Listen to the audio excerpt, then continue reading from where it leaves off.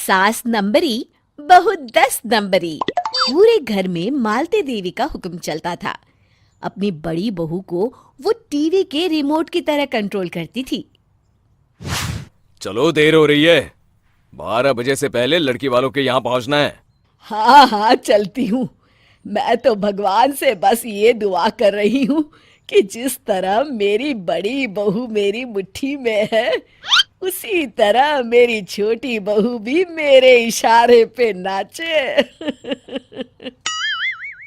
अरे भगवान, भला इस घर में किसकी हिम्मत है जो तुम्हारे खिलाफ जाने की हिमाकत करे। इस तरह मालती देवी अपने छोटे बेटे की भी शादी कर देती हैं। मालती की छोटी बहू फैशन डिजाइनर का कोर्स करके आई थी। उसका सपना था कि शादी के बाद वो अपना खुद का बुटीक खोले। एक दिन, क्या बात है छोटी, तू तो एक से बढ़कर एक डिजाइन बना लेती है। इसमें कौन सी बड़ी बात है दीदी? आप चाहे तो मैं आपको भी सिखा सकती हूँ। हाँ, फिर हम दोनों मिलकर एक बुटीक खोल लेंगे। लेकिन दीदी, उसके लिए तो बहुत पैसे लगेंगे। हाँ तो क्या हुआ, पैसे माँ जी से ले लेंगे। हाँ हाँ, मेरे पास तो पैसों का पेड़ है ना, तोड़ के तुम दोनों को दे दूंगी। मेरी एक बात अच्छी तरह समझ लो, मैं तुम दोनों को एक ढेला भी नहीं देने वाली। बड़ी आई बुटीक खोलने वाली।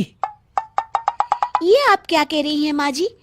आप हमारी मदद नहीं करेंगी तो कौन करेगा?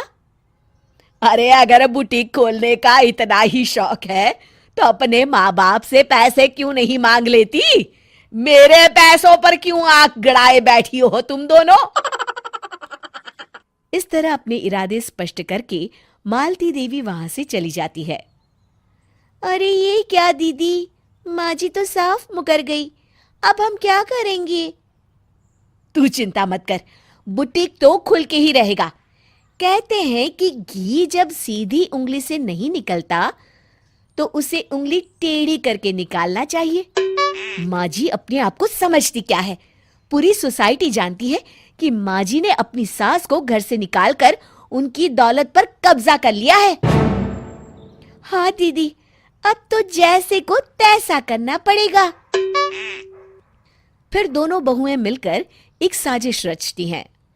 एक दिन, अरे नालायक, जरा ठीक तरह से पैर दबा, बिल्कुल मजा नहीं आ रहा। खाने पीने में तो कोई कसर नहीं छोड़ती। तभी वहां बड़ी बहू हाथ में एक फॉर्म लेकर आती है। माँ जी, आपके लिए एक खुशखबरी है। सरकार सभी बुजुर्गों को हर महीने 10,000 रुपये पेंशन देने वाली है। अरे ये क्या कह रही है तू? क्या सच में मुझे हर महीने घर बैठे 10,000 रुपये मिलेंगे? हाँ माँ जी, दीदी सच कह रही है। कल टीवी न्यूज में इस बारे में बता रहे थे। बस आप ये फॉर्म पढ़ के इसे भर दीजिए और अपने दस्तखत कर दीजिए।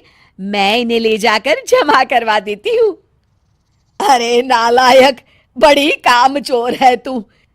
इस बुढ़ापे में कहाँ तुम मुझसे फार्म भरवा रही है?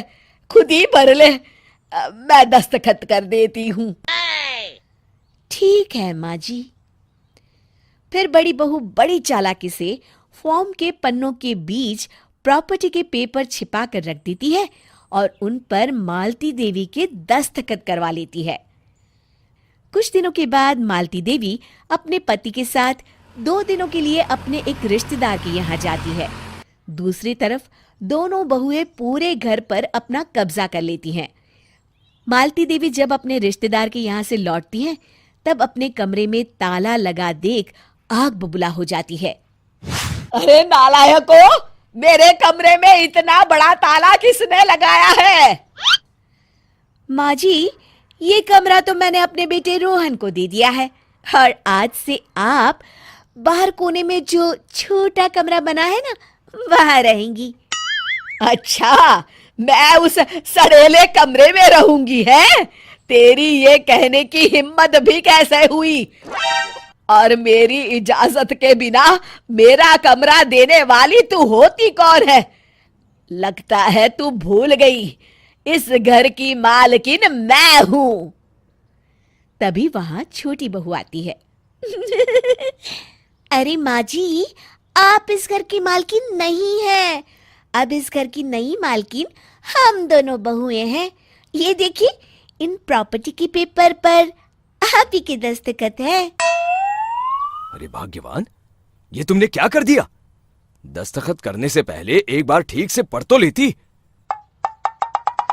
अरे लेकिन मेरी बहुएं मेरे साथ ऐसा कैसे कर सकती है?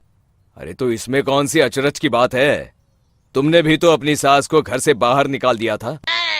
टूटा फूटा ही सही, शुक्र करो कि इन दोनों ने कम से कम हमें रहने के लिए कमरा तो दिया।